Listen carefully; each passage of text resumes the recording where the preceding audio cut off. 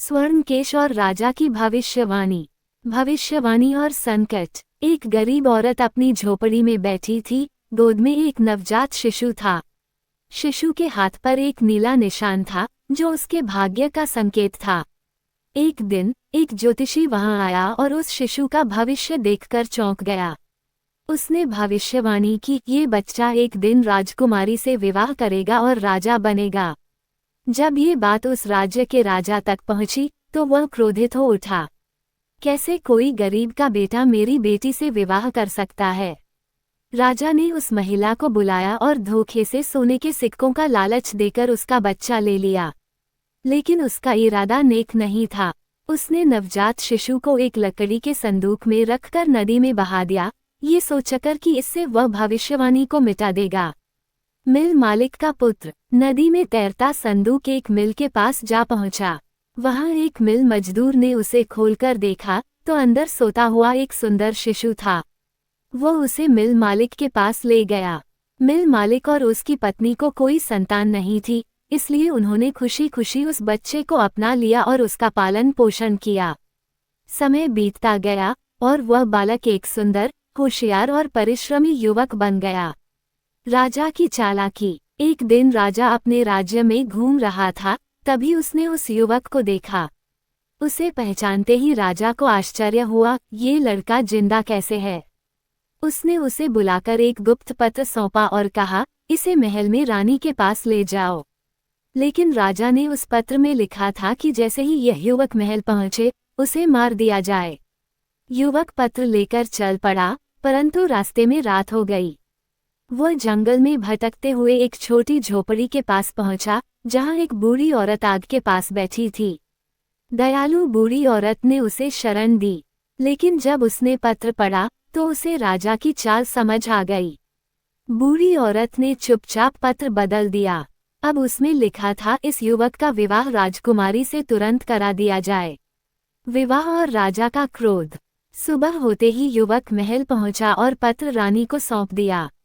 पत्र पढ़कर रानी ने तुरंत उसका विवाह राजकुमारी से करवा दिया। जब राजा वापस लौटा और देखा कि युवक अब उसका दामाद बन चुका है तो वह आग बबूला हो गया। लेकिन राजा ने हार नहीं मानी।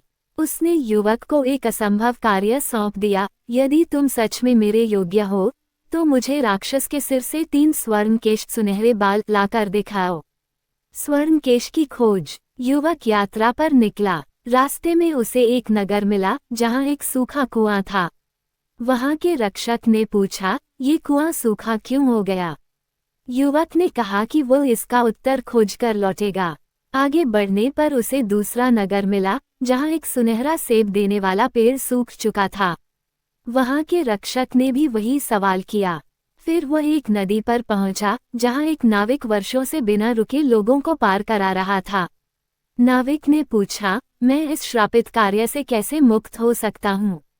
युवक ने उसे भी उत्तर लाने का वादा किया। शैतान की गुफा में। युवक एक अंधेरी गुफा में पहुंचा जहां एक बूढ़ी औरत रहती थी। वह शैतान की दाई माँ थी। उसने युवक को छुपा दिया और जब शैतान सो गया तो उसके सिर से पहला स्वर्णकेश निकाल लिया।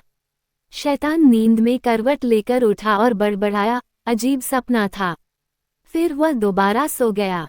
बूढ़ी औरत ने दूसरा स्वर्णकेश भी निकाल लिया। इस बार भी शैतान नींद में उठ बैठा। तीसरी बार जब उसने बाल निकाला तो शैतान जागा और क्रोधित हुआ। लेकिन तब तक बूढ़ी औरत ने उससे 3 प्रश्न पूछ लिए।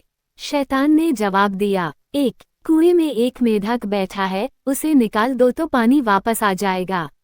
2. सुनहरा सेब देने वाले पेड़ की जड़ में एक सांप लिपटा है, उसे हटाने से पेड़ फिर से हरा हो जाएगा। 3. नाविक को अगले व्यक्ति को चप्पू थमाकर किनारे कूद जाना चाहिए, तभी वह मुक्त होगा। युवक ने जवाब सुनकर धन्यवाद दिया और गुफा से बाहर निकल गया। युवक की विजय। युवक वापस लौटते हुए नगरों में रुका और वहां के लोगों को उनके उत्तर दे दिए। कुएं में मेढक निकालते ही पानी भर आया, पेड़ से सांप हटाते ही वो फल देने लगा और नाविक भी श्राप से मुक्त हो गया।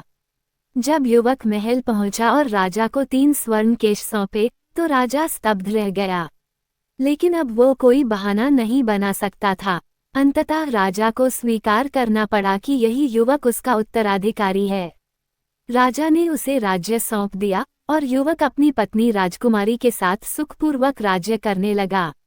शिक्षा। इस कहानी से हमें ये सीख मिलती है कि भाग्य को कोई बदल नहीं सकता। सच्चाई और साहस से बड़ी मुश्किलों को पार किया जा सकता है। प्रिय मित्रों, आपको ये कहानी अच्छा लगे तो कृपया चैनल को सब्सक्राइब करें, लाइक करें, शेयर करें। वीडियो देखने का धन्यवाद।